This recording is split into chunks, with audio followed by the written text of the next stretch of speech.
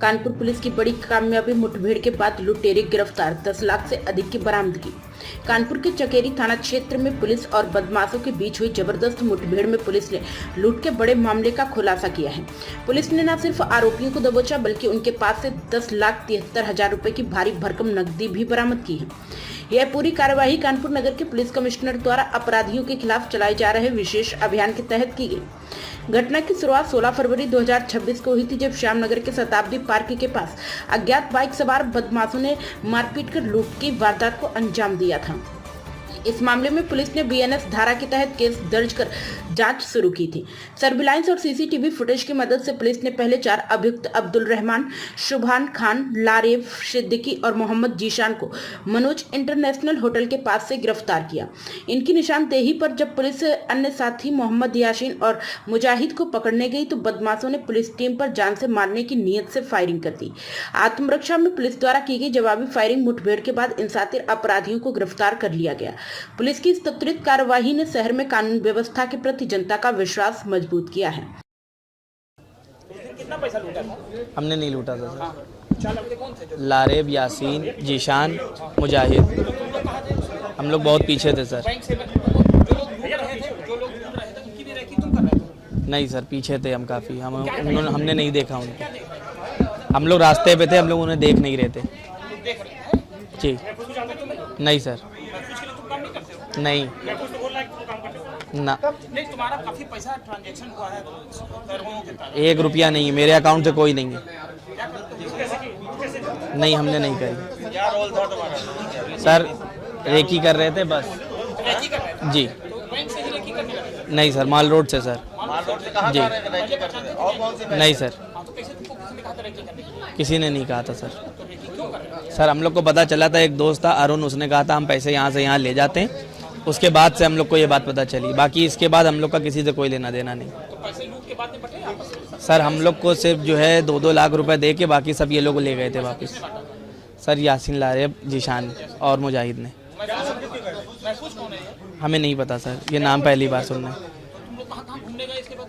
कहीं नहीं सर, दिल्ली गए, कश्मीर गए, बस वापस आ गए। जामा मस्जिद गए? जामा मस्जिद क्यों गए थे? सर वहीं पे रुके हुए थे होटल लेके, बस। कश्मीर क्यों गए थे? कश्मीर? कश्मीर घूमने गए थे सर। इस 16 फरवरी को एक लूट की घटना होती है जिसमें वादी द्वारा एक एफआईआर नहीं लिखाया जाता है और वहां से हमारी टीम को डाउट होता है और उनसे जो प्राइमरी जो जानकारी मिलती है उस जानकारी के आधार पर ये पता लगा था कि इसमें 8 लाख रुपए की लूट हुई है। लेकिन वादी कतई नहीं लिखा रहा था। वादी ने कहा था कि ये हमारा झगड़ा का मामला है। हमारी टीम इसके पीछे जो है जानकारी करने के लिए बैंक गई और बैंक से विड्रॉल का पैटर्न देखा है कि बैंक से कितना पैसा निकला है उसकी और जो लुटेरों की जानकारी करते करते हमको ये पता लगा है कि कुछ लोग इनमें से दिल्ली में जामा मस्जिद में उनके लोकेशन पे ले गए, कुछ का कश्मीर और नेपाल में भी इनकी मोबिलिटी का पता लगा। इतने बीच में हमारी टीम ने बैंकों की स्टडी करने के बाद ये देखा कि बैंक से भारी मात्रा में उस दिन 3 करोड़ 20 लाख रुपया कैश विड्रॉल हुआ था। पर ये पता लगा कि बाकी पैसा वो बांट चुके थे कैश में और केवल जो है 25 लाख रुपया ही वो उनके कैरियर ले जा रहे थे और उनके साथ ये घटना हुई थी। ये 4 लड़के जो पकड़े गए हैं, दो इनकाउंटर में पकड़े गए हैं और 2 और पकड़े गए उनके, और 2 जो है रैकी करने वाले हैं। 6 टोटल इस ग्रुप के 6 लोगों को पकड़ा जा चुका है और इनकी जो जानकारी हमको मिली है उसके आधार पर हमने जो है सारे बैंकों की इंफॉर्मेशन कलेक्ट करी है और इसमें जो मेन आदमी है जो जिसका ये पैसा था वो महफूज नाम का है। उसने अब तक उनके 14 खाते शुरुआती दौर में हमें पता लगा था और एक ही बैंक से, आईडीआई बैंक से, उन्होंने 2.25 साल में 850 करोड़ रुपए का विड्रॉल, कैश विड्रॉल कर रखा था। बाद में हमने और बैंकों से जानकारी करी तो उनके 12 बैंकों से 68 खातों से करीब 1600 करोड़ रुपए का कैश विड्रॉल हुआ है। इनमें आसपास में फतेहपुर, उन्नाव और कानपुर से भारी मात्रा में इसमें पैसे डाले गए हैं और फिर पैसे का विड्रॉल हुआ है। हमारी टीम इसमें लगी हुई थी। ये कैश विड्रॉल हो रहा है तो कहीं एंटी नेशनल एक्टिविटी में तो इन्वॉल्व यूज नहीं हो रहा है। तो ये जो लड़के जब अभी जो पकड़े गए हैं उनसे पूछताछ करी गई है और क्योंकि ये क्रिमिनल हैं, शुद्ध रूप से लुटेरे थे, ये इनके पास सूचना थी, इसके आधार पर इन्होंने लूट की घटना करी। महफूज जो है यहाँ पर कैश में लोगों को बांटता है। बहुत सारी इंटरप्राइजेज इन्होंने फर्जी नामों से खुली हैं, जिसकी जांच पड़ताल की जा रही है, क्योंकि ये मामला बैंक को भारी पैसे से जुड़ा हुआ है, कैश विड्रॉल से जुड़ा है, जिसमें बैंक के द्वारा कुछ लापरवाही बरती गई है। कर टैक्स चोरी के जो है इसमें हमको सामने दिख रहा है, तो इसलिए हम लोग इसमें income tax department, GST department, ED और आरबीआई को अनुरोध करेंगे कि वो भी अपने स्तर पर इसकी जांच पड़ताल कराएं। जो पैसा लूटा गया था, क्या वो भी उसमें आरोपी बनेंगे? पहले ये जो अभी तक अभियुक्तों से हमें करीब 11 लाख रुपए कैश बरामद हो गया है, और जो अभियुक्त जिन लोगों के साथ घटना हुई थी, 2 लोगों के बासिद और अशरफ के साथ जो घटना हुई थी, ये दोनों के दोनों इस घटना में लिप्त नहीं पाए गए, पर ये कुरियर की तरह काम करते थे, बांटने का काम करते थे। जो महफूज है जिसका पैसा था, ये उसके लिए काम करते थे, उसका कुरियर का काम करते थे। तो 2 रहमान और सुभान है जो रैकी करते थे, ये पिछले अक्टूबर से लगातार प्रयास कर रहे थे, और इन्होंने इस घटना को कई बार रिहर्सल भी करा, और ये घटना पहले अटेम्प्ट करा और अब की बार उन्होंने घटना को अंजाम दे दिया था और 25 लाख रुपया लूटा था। महफूज ने एक टैनरी, जॉर्ज मोह में टैनरी और वेयर हाउस और स्क्रैप का उन्होंने अपना काम दिखाया है, लेकिन जो मौके पर है इनका उस लेवल का, जिस लेवल का उसमें विड्रॉल है, उस लेवल का उनका इंटरप्राइजेज नहीं है। उसकी हमारी टीमें जांच पड़ताल कर रही है कि ये पैसा किन किन लोगों को कैसे कैसे डिस्ट्रीब्यूट करा। ये हवाला का पैसा हो सकता है, टैक्स चोरी का पैसा हो सकता है। ये अभी और इंक्वायरी के लिए मैंने जैसे, क्योंकि फाइनेंशियल इंक्वायरी के लिए हम संबंधित विभागों को लिखेंगे, और हमारी टीमें केवल इस बात को फोकस कर रही है कि ये जो कैश पैसा है ये कहीं देशद्रोही जो है काम में न लगाया जाता हो, उसके लिए हमारी टीमें लगी हुई हैं, और जो लुटेरे थे इनको पकड़ा जा चुका है।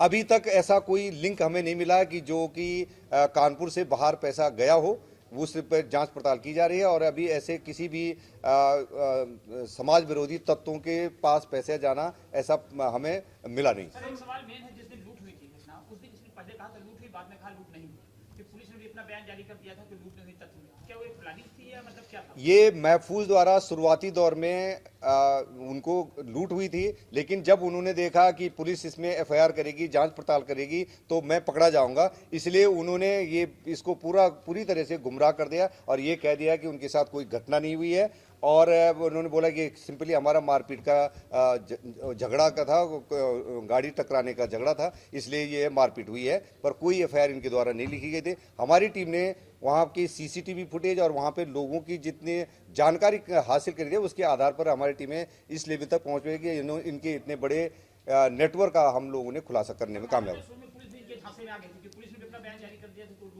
क्योंकि हमारे पास जब जिसके साथ घटना हुई है वो कहता मेरे साथ घटना ही नहीं हुई है, तो पुलिस के पास कोई जो नहीं था, परंतु हमने कुछ जो जानकारी हमें मिली उसको हम ट्रैक करते रहे, हमने एक एफआईआर लिखवाई, और उस एफआईआर को आगे बढ़ते हुए इनको जो क्रिमिनल्स हैं उनको पकड़ा है, और इनका जितना ये इलीगल नेटवर्क चल रहा है उसको बस्ट करने में कामयाब रहे। बैंकों के संबंध में कार्रवाई के लिए हमने संबंधित विभागों को, जैसे मैंने कहा कि आरबीआई से अनुरोध करेंगे, इनकम टैक्स डिपार्टमेंट, ईडी को और जीएसटी डिपार्टमेंट को हम एक पत्र लिखेंगे कि वो भी अपने स्तर पर इसकी जांच पड़ताल कराएं।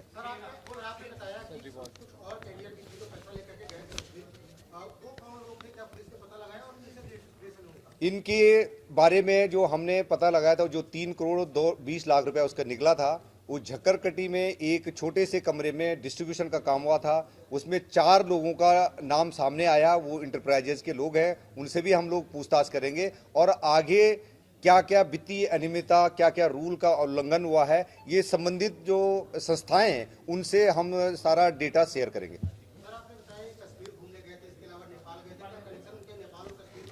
नहीं, वहाँ जो हमने इसकी जांच पड़ताल करी है, जामा मस्जिद और कश्मीर में जो इनकी लोकेशन और नेपाल में लोकेशन मिली, तो इनके पास पैसे आने पर ये लोग अपने सैर सपाटे के लिए गए थे। कोई भी वहाँ पर अभी ऐसी एक्टिविटी इनकी प्रतीत नहीं होती है कि वहाँ किसी से मिले हुए हैं। प्राइम संदेश न्यूज से शकील अहमद की विशेष रिपोर्ट।